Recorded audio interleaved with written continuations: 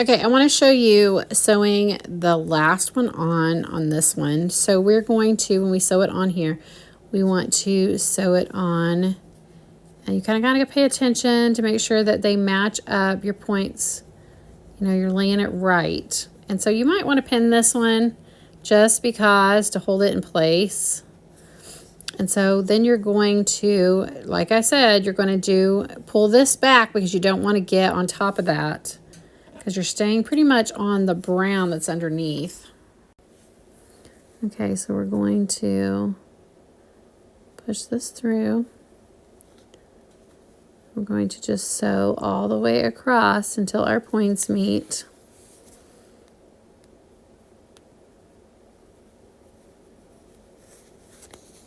Remember, your stitches may not be perfect. That's okay. Nobody is perfect. I'm not perfect. Nobody's perfect. And so just stay consistent. Everything else will come with time. So when we get to that, we're going to do our back stitch. Now, you don't have to do a back stitch. You can do this. I mean, you can't do it the other way, but you can do this. You can flip this, okay, and hold that.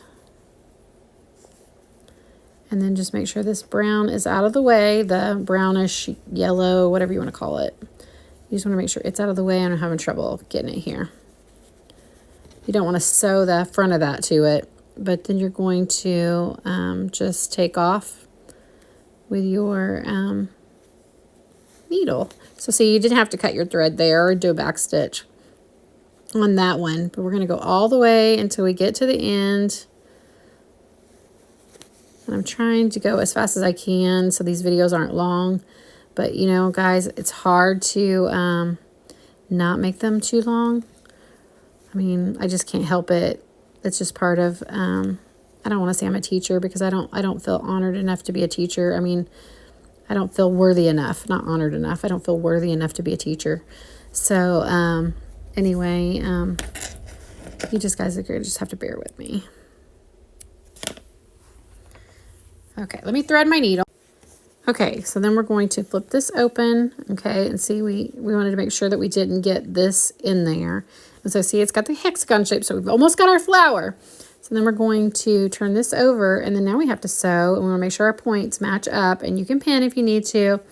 And then we're going to sew from right there all the way down. Just weaving our fabric back and forth. Try to stay on that line.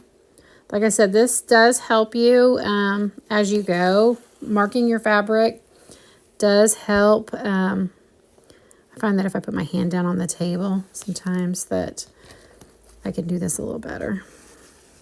And that's why I weave with those other two fingers, my thumb and my middle finger, is because that's just how, when I lay it down, it just helps me. But that's how I was taught. The little lady taught me how to do that way, and so that's how I do it.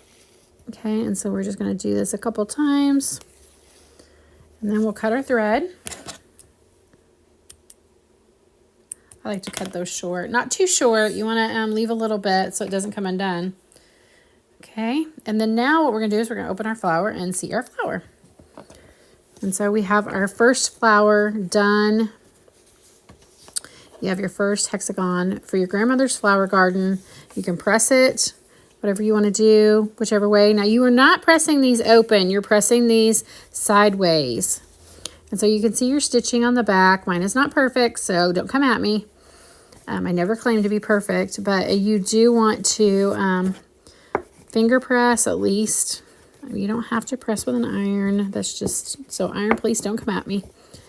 But anyway, so there's our first flower.